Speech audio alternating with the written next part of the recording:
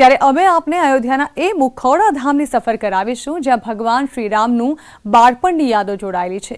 એ મહેલ જ્યાં રામનું બાળપણ વીત્યું, એ આંગણ જ્યાં રામ ભાઈઓ સાથે રમ્યા, ભગવાન રામ અને સીતાનો એક કનક મહેલ જે માતા કૈકેયીએ ઉપહારમાં આપ્યો હતો અને બીજું ઘણું બધું। જોઈએ શ્રીરામની અજાણી વાતો અમારી આ વિશેષ રજૂઆત અયોધ્યાની સફરમાં।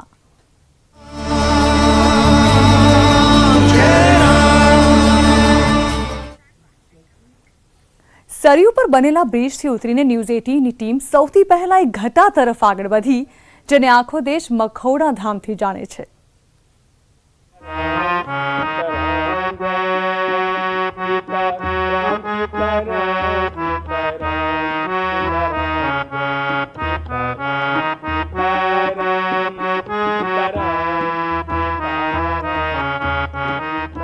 सुनि प्रभु वचन हर्ष हनुमाना, शरणागत बच्छल भगवाना। नमस्कार, बहुत बहुत स्वागत है आपका भगवान राम की नगरी अयोध्या से हमारी इस खास पेशकश में। आपके साथ मैं हूं शबाब। आप जब अयोध्या आते हैं या उसके बारे में सुनते हैं तो आपके जहन में क्या कौंधता है, किस बात पर सबसे पहले आपका ध्यान जाता है? वो है भगवान राम की जन्मस्थली अयोध्या। लेकिन क्या आपको मालूम है कि अयोध्या में राम जन्मस्थली के अलावा भी बहुत सारे ऐसे मंदिर हैं जो दुनिया भर में अपनी एक खास महत्ता रखते हैं?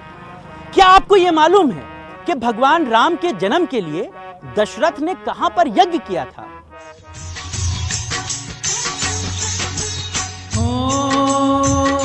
क्या आपको यह मालूम है कि भगवान राम ने कहां से अयोध्या में रामराज किया था?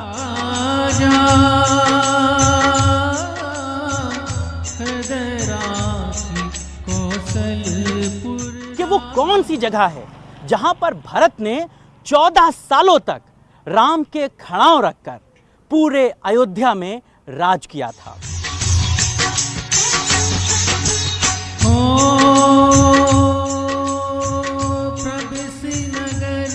तो चलिए हमारे साथ हमारी इस खास पेशकश में जहां पड़े प्रभु के पग, हमारी इस खोज में हम आपको दिखाएंगे भगवान राम से जुड़े हुए तमाम दूसरे तीर्थ स्थल। सरयू पर बनेला ब्रिज थी उतरीने न्यूज 18 ની ટીમ સૌથી પહેલા એક ઘટા તરફ આગળ વધી જેનો આખો દેશ મખોડા ધામ થી જાણે છે।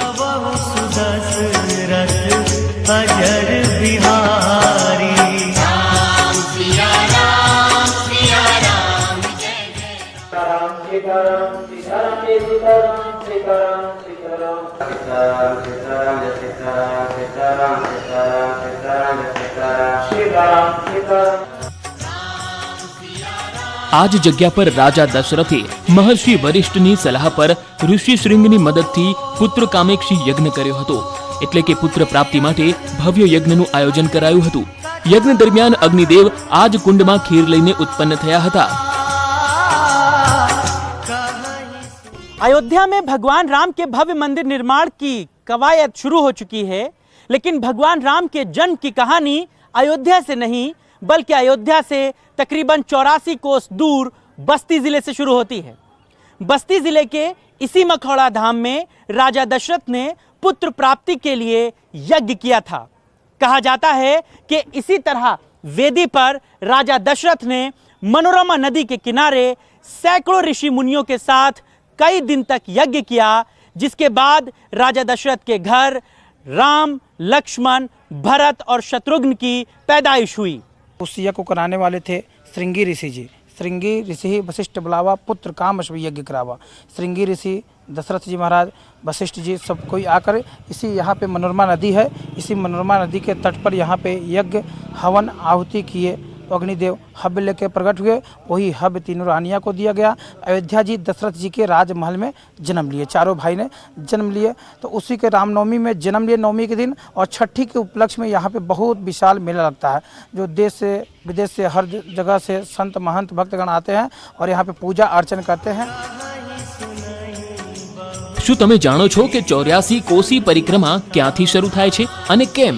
આ બસ્તી જિલ્લાનો એ જ મખોડા ધામની ભૂમિ છે જ્યાંથી રાજા દશરથ પગપાળા કરીને અયોધ્યા પહોંચ્યા હતા।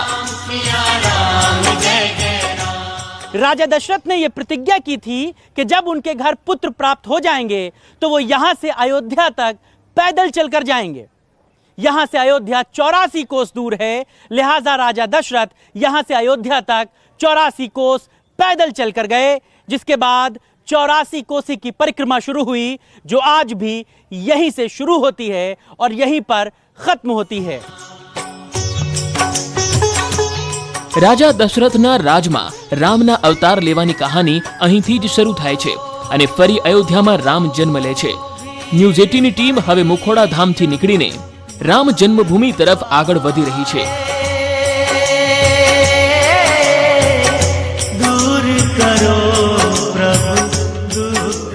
રામ જન્મભૂમિના રસ્તાઓ પર દુકાનો સજાયેલી છે। ભવ્ય મંદિર નિર્માણની વાતથી અયોધ્યાવાસીઓ ખુશ છે, તો સુરક્ષાની પૂરી તૈયારીઓ કરાઈ છે। સુરક્ષાના કારણોસર અમે રામ જન્મભૂમિની અંદર તો નથી પહોંચી શકતા, પરંતુ આપના માટે એ તસવીર જરૂર લાવ્યા છીએ જ્યાં પીએમ મોદી 5મી ઓગસ્ટે ઈંટ રાખશે અને તે બાદ ભવ્ય રામ મંદિર નિર્માણ શરૂ થશે। 5મી ઓગસ્ટે અહીંથી રામ મંદિર બનવાની શરૂઆત થશે। અભિજીત મુહૂર્તમાં 32 સેકન્ડના શુભ મુહૂર્ત યોગની વચ્ચે પીએમ મોદી પોતાની રામ પ્રતિજ્ઞા પૂરી કરશે।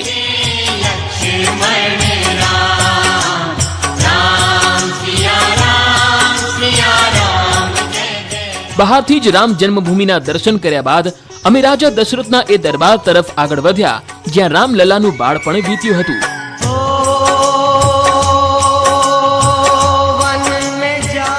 આ મહેલ રામ જન્મનો પુરાવો છે, જ્યાં આજે પણ જીવંત વિરાસત આપણી સામે છે। बरन न जाई रुचिर अंगनाई, जहां खेल ही नित चार्यू भाई। अब हम आपको ले आए हैं भगवान श्री राम के उस घर में जहां उनका बचपन बीता। इसे दशरथ महल भी कहते हैं। यही वो जगह है जहां भगवान राम, लक्ष्मण, भरत और शत्रुघ्न का पूरा बचपन बीता। ભગવાન રામલલ્લા આજ આંગણમાં બાળપણમાં પોતાના ભાઈઓ સાથે રમતા હતા અને આજ મહેલથી દીક્ષા લેવા માટે ગુરુ પાસે ગયા હતા। આ મહેલ રામલલ્લાના બાળપણની કહાનીઓ સંભળાવે છે અને આજે પણ તેમના હોવાના પુરાવાનો અનુભવ કરાવે છે। तुलसीदास ने स्पष्ट लिखा है रामचरितमानस में कि बरनी न जाई रुचिर अंगनाई, जहाँ खेलत नित चारे भाई। 1000 मुखों से दशरथ महल के आंगन की वर्णन नहीं की जा सकती है। जिस आंगन में स्वयं ब्रह्म आके खेल रहे हो, उस आंगन की वर्णन एक मुख से तो की ही नहीं जा सकती है। तुलसीदास ने ऐसा लिखा है कि यहाँ पे भगवान राम का बचपन शादी से पहले तक इसी स्थान में बीता है। चारों भाई नित्य यहीं खेला करते थे और काग भुसुंडी के साथ भगवान राम की लीला इसी स्थान पे, इसी महल में हुई है। ये दशरथ जी का राजमहल है। यहाँ पे चारों भाई और दशरथ जी भी यहाँ पे दशरथ जी भी यहाँ पे जब भोजन करते थे तो चारों बालकों को बुलाते थे। लिखा भी है कि दशरथ नृत्य बोलाई, वहाँ देखिए चौपाई, वहाँ पे लिखा है हमको। भोजन करत बोल जब राजा, नहीं आवत तजी बाल समाज। कौशल्या जब बलन आई, ठुमक ठुमक प्रभु चल ही पर आई। रामना रूपમાં પ્રભુ રામ આજ મહેલમાં રહ્યા તો લગ્ન બાદ માતા સીતાને કનક ભવન આપ્યું હતું। અહીંથી થોડા જ દૂર છે કનક ભવન।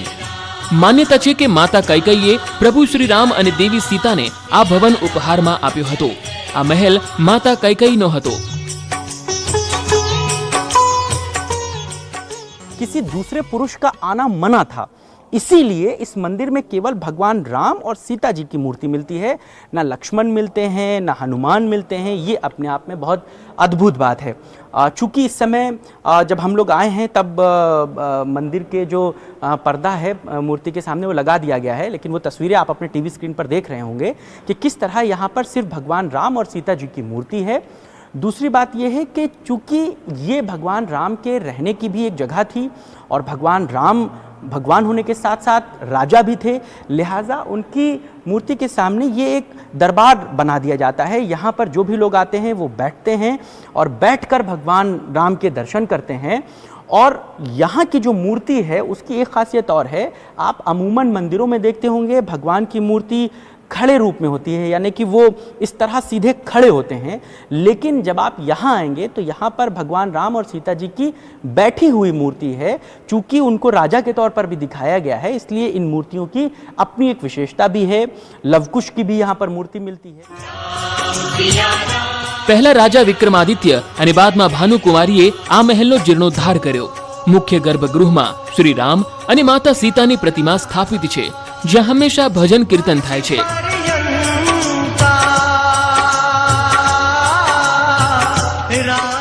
ન્યૂઝ 18ની ટીમ મખોડા ધામ, રામ જન્મભૂમિ, દશરથ મહેલ અને કનક મહેલ બાદ એ જગ્યાઓ પર ગઈ જ્યાં બહુ ઓછા લોકો જાય છે. મણિપર્વત, ભરતકુંડ, રામ નામના ઝાડ અને ગુપ્તર ઘાટના રહસ્યોને પણ અમે જાણ્યા.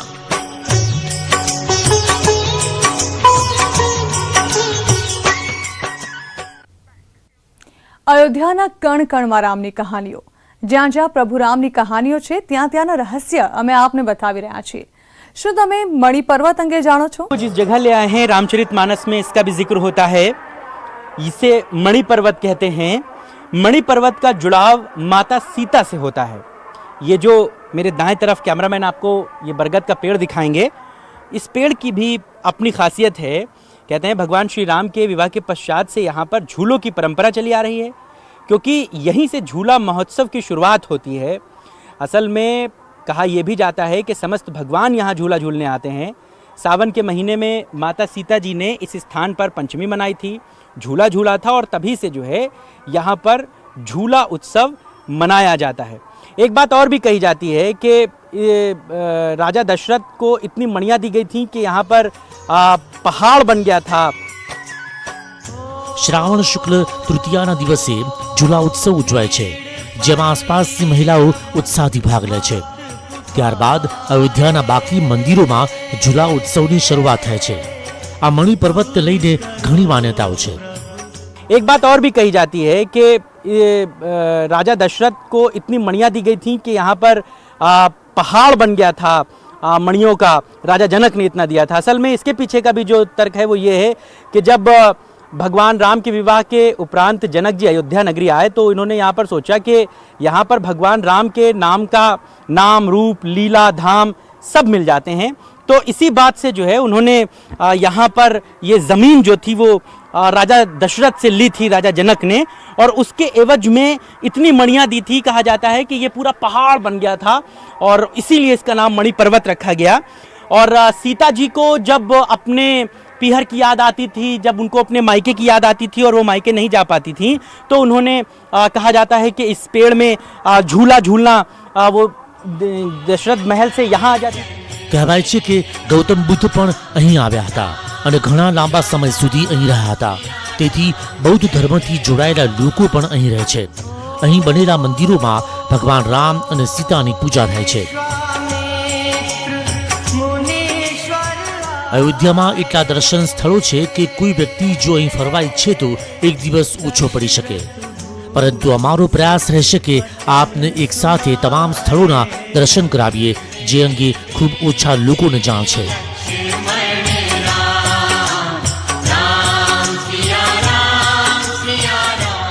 મણિ પર્વતથી ઉતર્યા બાદ અમે રામ નામના એ વૃક્ષ તરફ આગળ વધી રહ્યા છીએ, જેના દરેક પત્તા પર રામનું નામ લખેલું છે.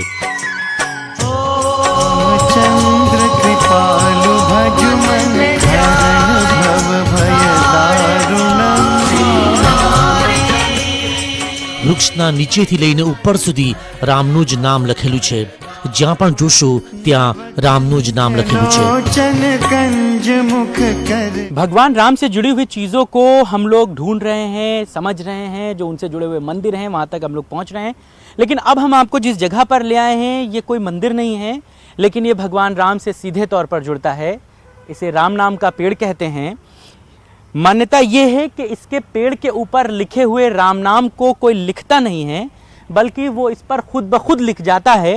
असल में जब इस बात को हमें पता चला तो हम भी इस बात की पुष्टि करने यहाँ पर पहुँचे हैं। ये पेड़ देखिए, जब आप इस पर आते हैं तो छाल सिर्फ उतनी ही उखड़ती है जितने पे शब्द बन रहे होते हैं। देखिए ये राम लिखा हुआ आपको दिख रहा है, तो ये छाल जो है वो सिर्फ रा को ही बनाएगी। यानी कि जब मैं इसको खोद रहा हूँ तो देखिए रा ही अल्फाज पर ही खाली छाल जो है वो टूट रही है। देखिए रा बन गया है, ये साफ साफ रा दिख रहा है। ये बड़े आ की मात्रा देखिए, ये देखिए, यानी कि जो सिर्फ इतना है वही खुद रहा है, बाकी ना ऊपर का खुद रहा है ना नीचे का खुद रहा है। यहाँ पे अगर आप खोदेंगे तो देखिए हरी हरी अंदर से छाल निकल रही है, लेकिन जितना राम लिखा हुआ है जब आप इसको उखाड़ते हैं तो देखिए ये माँ भी यहाँ पर बन रहा है। ये माँ जो है वो राम लिखा हुआ यहाँ पर साफ तौर से नजर आता है। और ये पेड़ यहाँ पर बरसों पुराना है, और जो ग्रामीण हैं वो इस बात को बताते हैं कि पूरे पेड़ में ऊपर से नीचे तक जो है वो राम नाम अपने आप लिखता है। इस तरह के यहाँ पर एक पास में पेड़ और भी ग्रामीण बताते हैं कि वो था, लेकिन धीरे धीरे वो सूख गया। ये पेड़ किस नस्ल का है, इस पर कौन से फल उगते हैं, लोग इस बात को भी नहीं जानते। कुछ लोग हमारे साथ हैं यहाँ आसपास के ही। क्या नाम है भैया आपका? छराम यादव। कितना पुराना पेड़ है, क्या इस पेड़ के बारे में जानते हैं? लगभग 25 साल तो हो गया है।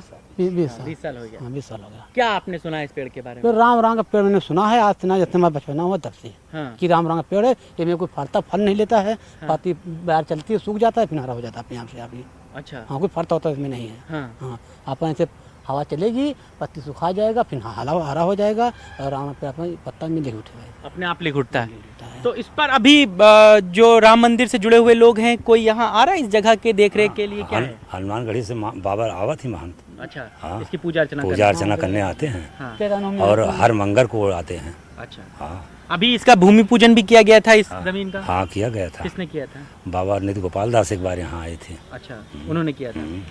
तो देखिए इस पेड़ से जुड़ी हुई बहुत सारी किंवदंतियां हैं। कुछ लोग इस बात को भी कहते हैं कि जब हनुमान जी लक्ष्मण जी जब मूर्छित हो गए थे युद्ध में, तब उनके लिए संजीवनी लेने जो जा रहे थे तो वो इसी रास्ते से जा रहे थे। मणिपर्वत और गुप्तार घाट पर भी इस बात के प्रमाण हैं। कहा यह जाता है कि संजीवनी का कुछ अंश अयोध्या के आसपास गिर गया था जब भरत जी का बाण उन्हें लगा था तब। तो संजीवनी का ही एक अंश है जो ये यहाँ पर निकलता है। ये भी एक किंवदंती है यहाँ की, और इस बात को भी लोग मानते हैं। लेकिन जब आप इस पेड़ को चारों तरफ से देखेंगे, हमारे कैमरामैन आपको चारों तरफ से दिखाएंगे, तो चारों तरफ जो है वो राम राम लिखा हुआ है। कुछ जगहों पर जो है वो सीताराम भी लिखा हुआ है, जितना मैं देख पा रहा हूँ। लेकिन देखिए चारों तरफ जो है राम नाम का ही, जो जितनी छाल उतनी उखड़ती है जितने पे राम लिखा होता है। बाकी आप कहीं से भी छाल उखाड़ेंगे तो वो हरी उखड़ती है, लेकिन राम पर नाम के लिए जो है वो छाल जो है वो सफेद साफ तौर से उखड़ती है। और साफ तौर से पूरे पेड़ में कई जगहों पर ऊपर से नीचे तक इस बात को देखा जा सकता है। એટલે કે અયોધ્યામાં પણ ન ફક્ત માણસો પણ ઝાડ અને પર્વતોની કહાની પણ બતાવી રહી છે કે અયોધ્યાનો જ્યારે પણ ઉલ્લેખ થાય છે પહેલા ભગવાન રામના જન્મની જ વાત થાય છે, પરંતુ જ્યારે રામાયણની ચર્ચા થાય છે ત્યારે ગુપ્તાર ઘાટની કહાની પણ બતાવાય છે। સરયુ કિનારે નાના નાના મંદિરો સાથે ગુપ્તાર ઘાટના દર્શન તમામનું મન મોહી લે, પરંતુ જ્યારે રામ ભક્તોને જાણ થાય છે કે આ જ જગ્યા પર ભગવાન રામે જળ સમાધિ લીધી હતી ત્યારે મનના ભાવ બદલાઈ જાય છે। 19મી સદીમાં રાજા દર્શનસિંહે ઘાટનું નવનિર્માણ કર્યું હતું। આ ઘાટ પર રામ जानकी मंदिर, पौराणिक चरण पादुक मंदिर और हनुमानजीना मंदिर છે। न्यूज 18 की खास पेशकश जहां पग पड़े प्रभु के अब अपने अंतिम पड़ाव पर आ चुकी है। मखौड़ा धाम से भगवान श्री राम के जन्म की शुरू हुई कहानी अयोध्या के सरयू किनारे गुप्तार घाट पर आकर खत्म होती है। यही वो घाट है जहां पर प्रभु श्री राम ने जल समाधि ले ली, और कहते हैं कि भगवान श्री राम के साथ ही पूरी अयोध्या वासियों ने भी यहीं से जल समाधि ले ली। इसके बाद ही अयोध्या वीरान सी नजर आती है। भगवान श्री राम मर्यादा पुरुषोत्तम हैं। वो एक आज्ञाकारी बालक हैं जो अपने पिता के कहने पर 14 सालों के लिए वनवास चले जाते हैं। वो एक धर्म युद्ध सिर्फ अपनी पत्नी के लिए करते हैं। वो एक राजा हैं जो कई सौ सालों तक रामराज्य चलाते हैं। जब वर्षों तक वनवास पर जाने के लिए कहा गया तब उनके चेहरे पर जरा सा भी दुख नहीं था, और जब उन्हें दोबारा राजपाट मिला तब उनके चेहरे पर तनिक भी गर्व नहीं था। સોમનાથના દ્વારેથી નીકળેલા રથયાત્રાનો સંકલ્પ 5 ઓગસ્ટે પૂર્ણ થશે। પરંતુ આ પહેલી વાર નથી કે કોઈ નેતાએ સોમનાથના શરણે સંકલ્પ કર્યો હોય અને તે પૂર્ણ થઈ રહ્યો હોય. આ પહેલા પણ અનેક સંકલ્પ થઈ ચૂક્યા છે. ત્યારે આવો જતા જતા જોઈએ કે આખરે શા કારણે સોમનાથ બની છે સંકલ્પ ભૂમિ.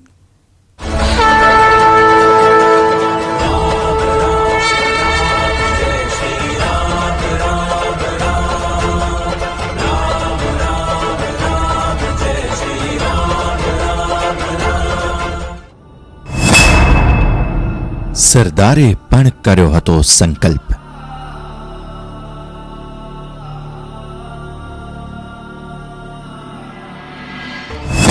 સોમનાથ મંદિરના જીર્ણોદ્ધારનો સંકલ્પ.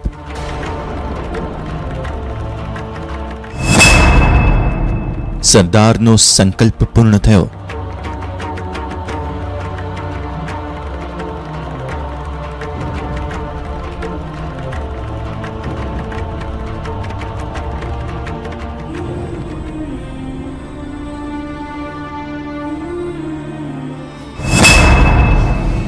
અડવાણીએ રામ મંદિર નિર્માણનો કર્યો સંકલ્પ.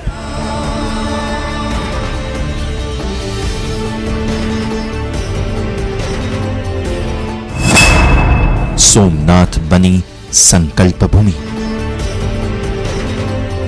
1947ની વાત છે, જ્યારે સરદાર પટેલે સોમનાથ મંદિરની મુલાકાત લીધી હતી. સરદારે મંદિરની પરિસ્થિતિની સમીક્ષા કરી અને તેની સ્થિરતા માટે તેમણે સંકલ્પ કર્યો. સોમનાથ મંદિરના જીર્ણોદ્ધારનો તેમણે સંકલ્પ કર્યો. મંદિરનું ફરીથી નિર્માણ પણ કરવામાં આવ્યું. પ્રાણ પ્રતિષ્ઠા મહોત્સવમાં હાજર રહેવા ક.મા. મુનશીએ રાષ્ટ્રપતિ રાજેન્દ્ર પ્રસાદને આમંત્રણ પણ આપ્યું. જો કે જવાહરલાલ નહેરુએ રાજેન્દ્ર પ્રસાદને પત્ર લખીને કહ્યું કે આવા ધાર્મિક કાર્યક્રમમાં રાષ્ટ્રપતિએ ન જવું જોઈએ. જે રીતે સરદાર પટેલનો સંકલ્પ દેશની જનતાના મન હૃદયમાં જે શ્રદ્ધા, પ્રકૃતિ, સંસ્કૃતિ હતી એને પ્રસ્થાપિત કરવાનું કામ જે કર્યું એ સોમનાથ મંદિરનું પુનઃનિર્માણ. સરદાર પટેલ 1947માં નવેમ્બરમાં એ ગયા, ત્યાંની પરિસ્થિતિ જોઈ, ત્યાંના સ્થિરતા માટે અને એમણે સંકલ્પ કર્યો કે સોમનાથ મંદિરનું પુનઃનિર્માણ કરવામાં આવશે. અને પછી કમા મુનશી દ્વારા રાષ્ટ્રપતિ રાજેન્દ્ર પ્રસાદજીને આમંત્રણ આપવામાં આવ્યું કે પ્રાણ પ્રતિષ્ઠામાં તમે પધારો. એ વખતે પણ જવાહરલાલ નહેરુએ પત્ર લખીને ના પાડી કે ધાર્મિક કાર્યક્રમ, મંદિરના આવા પ્રકારના કાર્યક્રમમાં ન જવું જોઈએ. આ પ્રકારનો પત્ર લખીને ના પાડી. એટલે દર વખતે ગુજરાતના નેતૃત્વનો જે રોલ છે એ દેશની એકતા, અખંડિતતા માટે હોય, સ્વતંત્રતાની લડાઈ માટે હોય કે આ દેશની સંસ્કૃતિ, પ્રકૃતિને પુનઃ પ્રસ્થાપિત કરવાનો હોય, એ હંમેશા એક સરખો રહે છે. સોમનાથ અને અયોધ્યા વચ્ચે સામ્યતા શું? સોમનાથ મંદિરનું જે રીતે નિર્માણ કરવામાં આવ્યું તે જ રીતે રામ મંદિરનું નિર્માણ પણ થઈ રહ્યું છે. પ્રધાનમંત્રી નરેન્દ્ર મોદીના હસ્તે તેનો શિલાન્યાસ થઈ રહ્યો છે. જ્યારે સોમનાથથી અયોધ્યા માટે રથયાત્રા નીકળી ત્યારે નરેન્દ્ર મોદીએ સંકલ્પ કર્યો હતો કે જ્યારે અયોધ્યામાં રામ મંદિર બનશે ત્યારે જ તેઓ અયોધ્યા જશે, નહીં તો નહીં જાય.